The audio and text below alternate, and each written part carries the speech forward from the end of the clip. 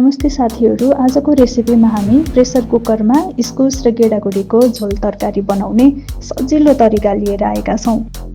सबैभन्दा पहिले एउटा इस्कुसलाई लिने अनि भिजाएर राखेको गेडागुडी, मसलाहरू ज्वानो, मेथी र सोप, त्यस्तै बेसार, नुन, प्याज एउटा, धनियाँको पत्ता थोरै अनि एउटा हरियो खुर्सानी र अदुवा र लसुनको पेस्ट। अब इस्कुसलाई काट्छौँ।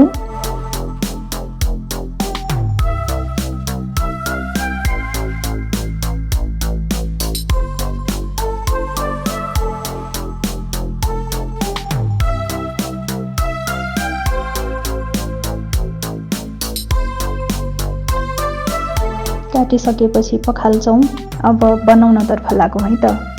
प्रेसर कुकर बसाल्ने, ग्यासलाई अन गरिदिने, कुकर तातिसकेपछि आवश्यकता अनुसार तेल हाल्ने, तेल तातिसकेपछि मसलाहरू हाल्ने, प्याजलाई हाल्ने अनि चलाउने।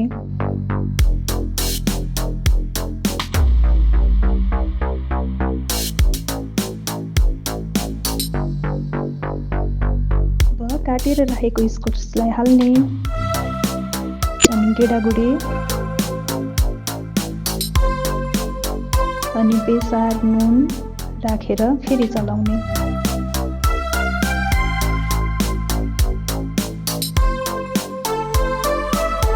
अब थोरै पानी हाल्ने अनि अदुवा लसुनको पेस्ट,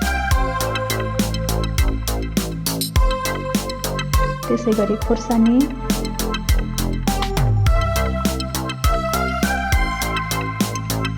अब थोरै पानी राखेर कुकरमा सिटी लाग्नलाई छाडिदिने।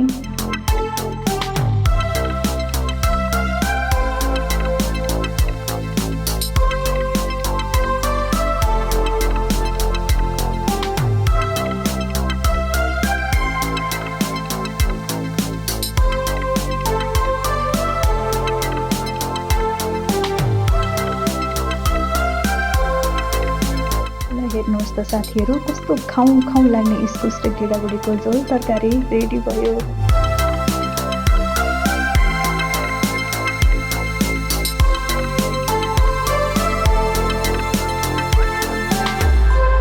अब अझ स्वाद बढाउनको लागि माथिबाट काटिएको धनियाँ राखेर आफूलाई मनपर्ने खानेकुराहरूसँग खान सक्नुहुनेछ।